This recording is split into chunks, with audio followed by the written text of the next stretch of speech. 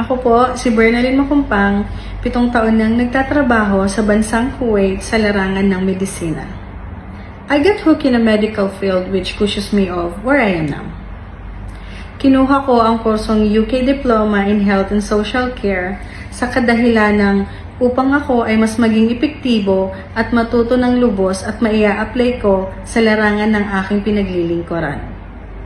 This course helped me learn a lot of important things that I might use in the future, especially getting the vital signs. Here are the blood pressures, respiratory rate, pulse rate, temperature, and also measuring the patient pain using the scale.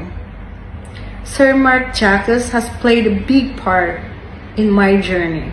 Through him, I learned and understand my course easier. He's knowledgeable and his teaching techniques were very amazing. As a non-medical background, he made my lesson easy, understandable, and very helpful. Sa lahat ng aking mga kababayan na nangangarap magkaroon ng diploma, ito lamang po ang aking maipapayo. It's not too late to start a new beginning that might awaits you a brighter future.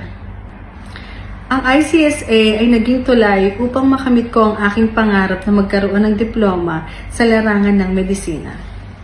Sa lahat ng bumubuo ng ICSA, lubos po akong nagpapasalamat sa inyo, sa inyong kabaitan at paggabay sa akin.